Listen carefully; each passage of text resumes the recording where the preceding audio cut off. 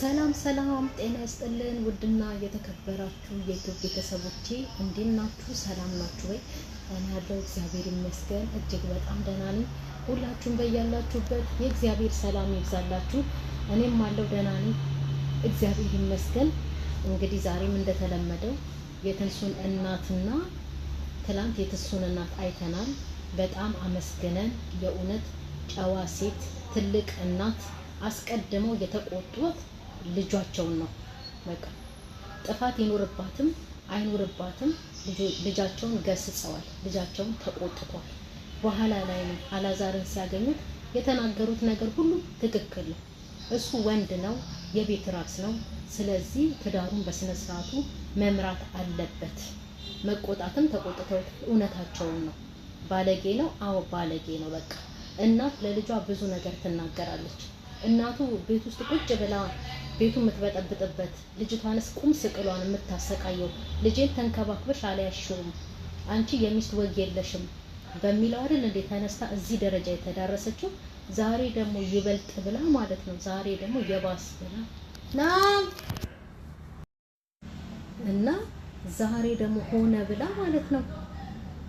እንደው ቢሆንም ትንሽም ቢሆን እኮ በእድሜ ይበልጧታል እኚህ ሴትዮ። እንዳየናቸው ተለቅ ያሉ ሰው ናቸው። የእውነት ድሮም እኮ የተጎሳቆለን ሰው ማንም አያከብረው። ማርያምን ይሄንን ዝተት የሆነ አፏን ማለት ነው። እሷ ማን ስለሆነች እኔም 9 ወር ነው የተሸከምኩት፣ እሷም አንቺን 9 ማን ስለሆነች ነው ማልናገራት። በጣም የብልግናዋ ጥግን ያየንባት። በዛ ላይ ደግሞ ማለት ነው ጥፋቱ የራሷ ሆኖ እያለ ትንሱን እልህኛ ጥፋተኛ ተጨቃጫቂ የምታደርጋት ነገር እኮ ነው ግርም የሚለኝ። ይሄ ሁሉ ግንፍልና የመጣው ይሄ ሁሉ ጭቅጭቅ ትንሱም እንዳታከብራት ያደረጋት እኮ የራሷ ስራ ነው። ባሏም ትናንትና ቁጭ ብለው ሲናገሩ ነበር አይደለ? እንድታስተምራት ወጉን እንድታሳያት ነበር ያካሄዷ። ግን አላወቀችበትም። ነገሮች እንዳሉ ወደ ጸብ አመሩ። ከዚህ ነገሯ ትውጣ ብሎ ትናንትና ቪዲዮ ደቅኖ መጥቶ ሲወቅሳት ነበር። እና ሴትዮዋ በአጠቃላይ አሉባልተኛ ናት። የምር እውነቴን ነው አሉባልተኛ እንዴ። ያ ያላዛር ቤት እኮ አሁን የልጄ ቤት ነው የምትለው ያላዛር ቤት እኮ የትንሱ ቤት ነው። ሴትዮዋ ምንም የምታውቀው ነገር የላትም መሰለኝ። እንዲህ ፊቷን ነው የምትሄደው። የእውነት እንዴ በጣም አሉባልተኛ በጣም በቃ። ለካ እኔ ጥሩ ነገር አሳያችኋለሁ ጥሩ ነገር ይዤ እመጣለሁ ያለችው ለካ ይሄንን ስግጥነቷን ነው ይዛ መታኛ ላይ በቃ ክፉ ነገርም እንድንናገር እንዴ። ሰው በቃ እድሜሽን ወቂ እንዴ። የሚመክርሽ ሰው የለም ወይ? ምን ሆነሽ ነው አንቺ? በፊት እንደዚህ ነበረ ባህሪሽ የስራሽን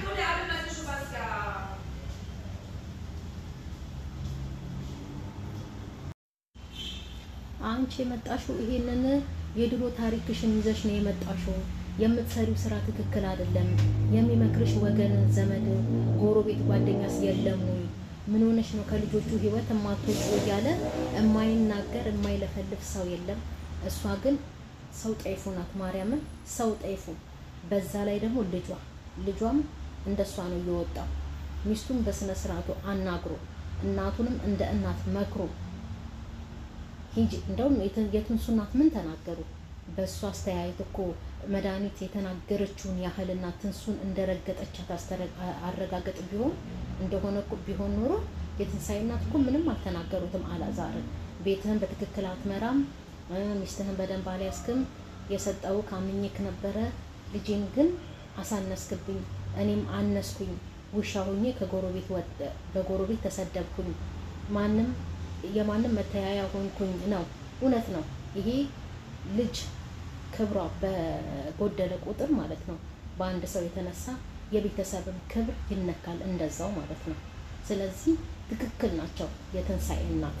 ትንሱን አላከበረም ማለት እናትየዋን አላከበረም ማለት ነው አላዛር።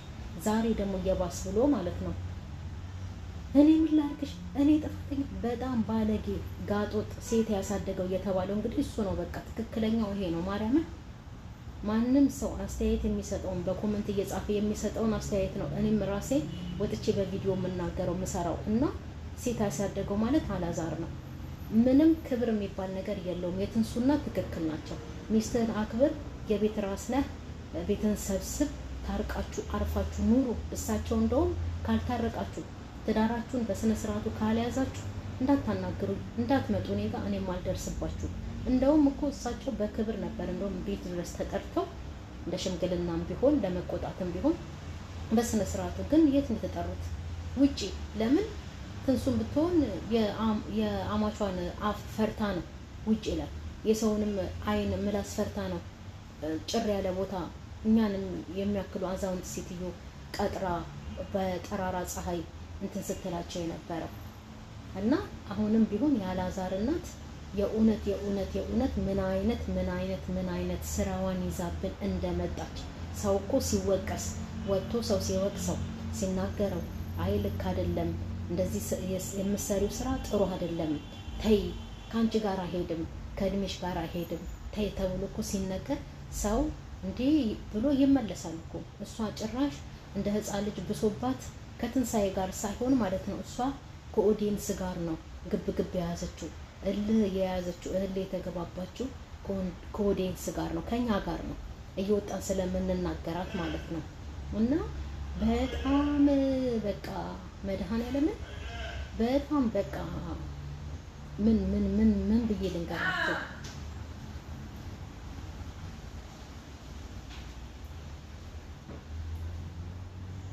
ይሄ በቃ የሌለ ታሪክ የሌለ ባህሪ። ጭራሽ ባናትሽ ነው የምተክልሽ በቤት ቁጭ ብላ እንደ የልጄ ቤት ነው ብላ እኮ የምትኩራራበት እኮ ይሄ የልጄ ቤት ነው ብላ የምትኩራራበት እኮ ማለት ነው። የትንሱ ቤትም ነው ብታውቀው ኖሮ አታውቅም እንዴ? ነው እሷ በቃ ልቧም ሆዷም ጡቷም ምናምን በነገር የተወጣጠረ ነው። ዝም ብላ ነው የምታስበው። እንዲህ ዞር አድርጋ እንኳን አታይም፣ ዞር አድርጋ እንኳን አታስብም እንዴ።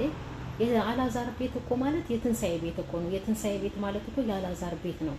እሷ ምን ሆና ነው ነገሮችን እንደው መረዳት ያለባት እኮ እሷ ናት እንዴ። ማንነትሽ ወጣ። አሃ ሌላ ሴት ብትሆንማ ትንሱ እንደውም በጣም ትዕግስተኛ፣ በጣም ጥሩ ልጅ፣ ጨዋ። ትናንትና እናትየዋ መጥተው በስነ ስርዓት በጥሩ ስነ ምግባር አላዛርን ሲያናግሩት ነበረ። ተቆጡት። አዎ ይሄ ስድብ አይደለም መቆጣት ነው እንጂ ባለጌ ነው፣ ልም ያለ ባለጌ ነው። ዛሬ ራሱ ልጅቷን እንዴት አመነጫጭቆ እንዳስቀመጣት ሁላችንም አይተናል። ይሄ ባለጌ ከእናቱም አይሻልም አላዛር የሚባለው ሰውዬ ማለት ነው።